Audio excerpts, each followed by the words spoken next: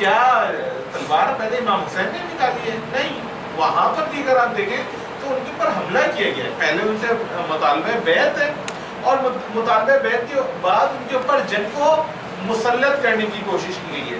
البتہ یہ بات واضح رہے کہ میں یہ نہیں سمجھتا کہ امام حسین علیہ السلام کو ٹریپ کیا گیا. نو، مطلب انہوں نے سوچ سمجھ کر کے غور و فکر کے بعد اس راستے کا انتخاب کیا ہے، اور وہ یہ جانتے تھے کہ اس راستے پر چلنے کا نتیجہ لا محالہ یہ نکلے گا کہ قربانی دینی پڑے گی، اور اس قربانی کے لیے آمادہ تھے. ان کے جد نے، رسول اللہ صلی اللہ علیہ وسلم نے اور ان کے والد گرامی نے ان کو اس قربانی کے لیے عملاً تیار کیا ہوا تھا کہ یہ وقت آئے گا اور آپ نے قربانی دینی ہوگی.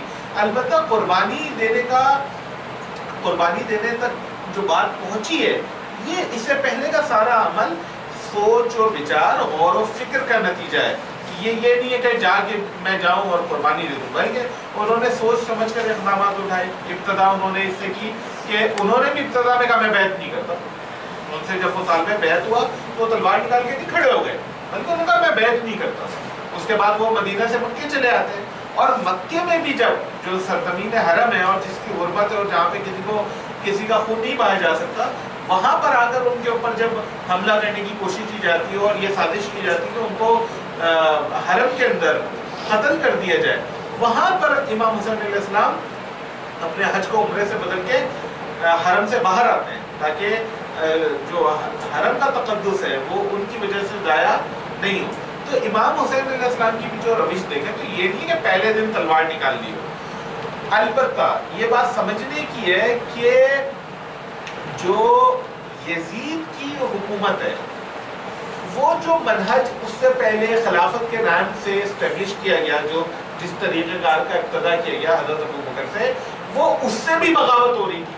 یعنی یہ طے کیا گیا تھا کہ خلیفہ جو ہے وہ مسلمانوں کی مرضی سے آئے گا، مسلمانوں کے جمہور کی مرضی سے آئے گا، اس کا انتخاب جو ہے مسلمان کریں گے، اہل حل و عقد کریں گے، اور وہ کسی خاندان کی وراثت نہیں بنے گا. یہ بات پہلے اسٹیبلش کی جا چکی تھی. ٹھیک ہے، یزید کی حکومت جو ہے وہ اس راستے سے بھی انحراف کا نام ہے. یزید کی حکومت یا معاویہ کی حکومت جو ہے وہ اس راستے سے بھی انحراف کا نام ہے جو کہ خلافت راشدہ کے نام سے قائم ہو چکا تھا. تو امام حسین علیہ السلام کے لیے یعنی ایک چیز ہے، ایک انحراف ہے جس کے خلاف آپ زبانی احتجاج کرتے ہیں اور آواز بلند کرتے ہیں، جیسا کہ سیدہ فاطمہ الزہرا نے کیا، امام علی نے اپنے قول و فعل سے کیا. لیکن ایک انحراف ہے کہ اب اس سے پورا معاشرہ متاثر ہو رہا ہے. اب یہ نہیں ہو رہا کہ کسی ایک شخص کا حق غضب ہو رہا ہے، یعنی امامت امام علی کی غضب ہو رہی ہے، بلکہ یہ ہو رہا ہے کہ اب یزید کی حکومت، جس کے متعلق اگر مجھے صحیح یاد ہے تو یعنی اس کا کفر جو ہے اس حکومت کا وہ واضح تھا. اعلانیہ شراب پیتا تھا، ٹھیک ہے، جیسا کہ اس کے بارے میں ذہبی نے لکھا ہے اپنی کتاب میں کہ شراب نوشی کا ارتکاب کر رہا ہے کھلے عام، اور دیگر برائیوں کا فسق و فجور کا ارتکاب کر رہا ہے.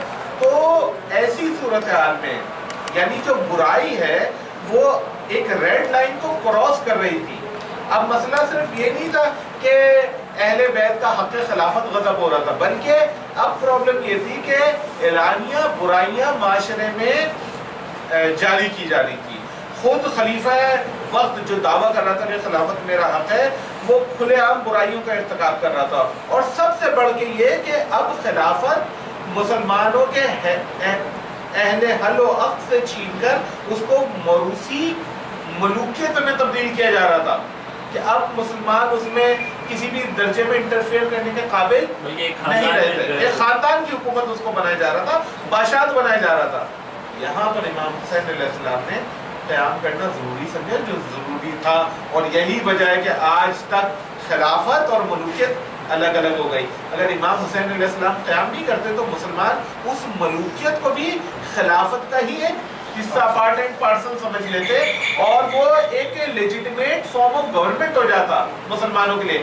جبکہ آپ نے دیکھا یعنی اس سے پہلے بھی خرابی رہی ہوگی، ایسی بات نہیں کہ اس سے پہلے خرابی نہیں تھی، لیکن وہ خرابیاں جو ملوکیت کے دور میں پیدا ہوئی اور جس طرح سے قتل عام کیا گیا لوگوں کا، یعنی آپ نہیں دکھا سکتے کہ خلفائے ثلاثہ کے دور میں خانہ کعبہ پر حملہ کر دیا گیا ہو یا مسجد نبوی کو استبل میں تبدیل کر دیا گیا ہو. یہ نہیں ہوا ہے.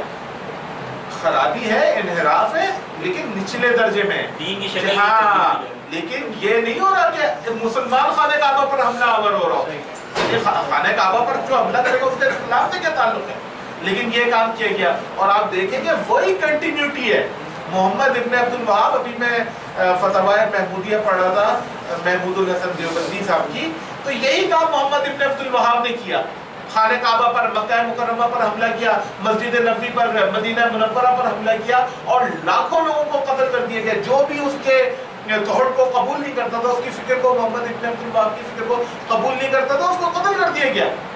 تو یہ وہی تھاٹ تھی جو کیری ہو رہی ہے، یزیدی تھاٹ. اور آج وہ ایگزیکٹلی، اور وہی آج ہمیں یہ ابو بکر البغدادی، یہ جو ایک اور لعین خلیفہ اس کی صورت میں نظر آتی ہے، یعنی جو بھی ان کے تھاٹ کو قبول نہیں کرتا، ان کی فکر کو قبول نہیں کرتا، اس کو قتل کر دو.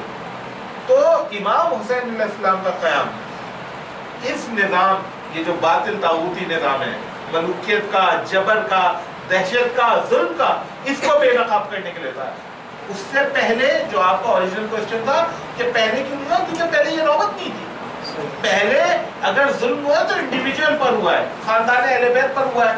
وہ ظلم سہنے کے عادی نہیں ہے وہ، لیکن وہ اپنے آپ کے لیے، اپنی ذات کے لیے، پوری امت کے جو اجتماعی نظام ہے یا وحدت ہے، اس کو متاثر نہیں کر سکتے تھے. قربانی دے سکتے تھے لیکن امت کی اجتماعی وحدت کو کمزور نہیں کر سکتے تھے.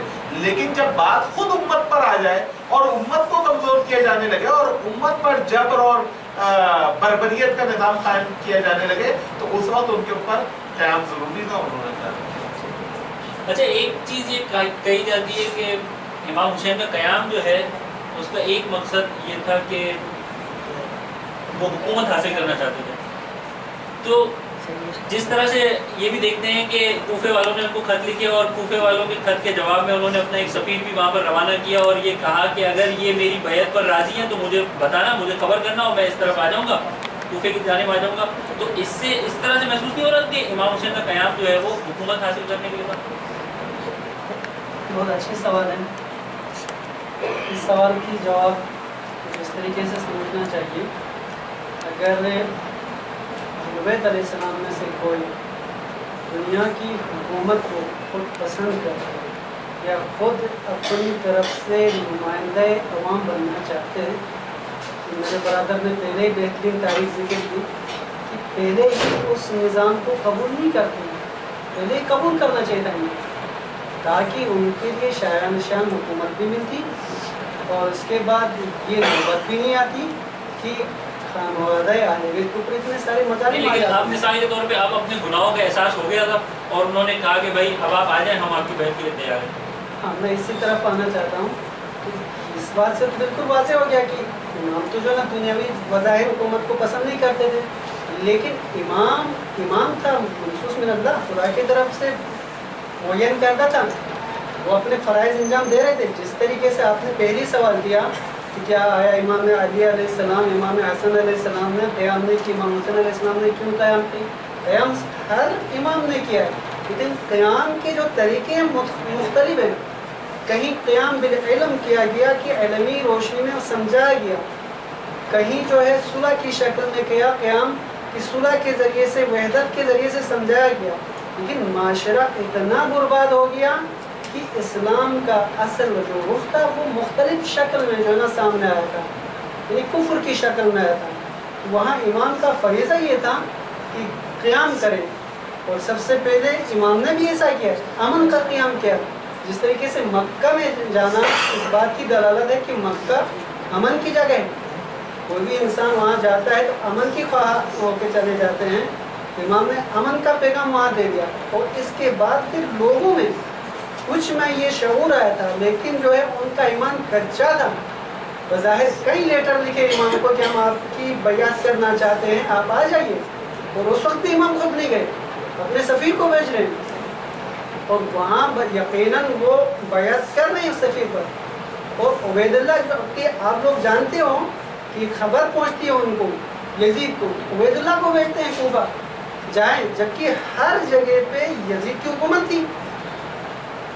اس کو چاہیے تھا کہ فوج کے ساتھ بھیجیں، لیکن عبید اللہ اکیلے جاتے نقاب باندھ کے. کیا فلسفہ تھا یہاں؟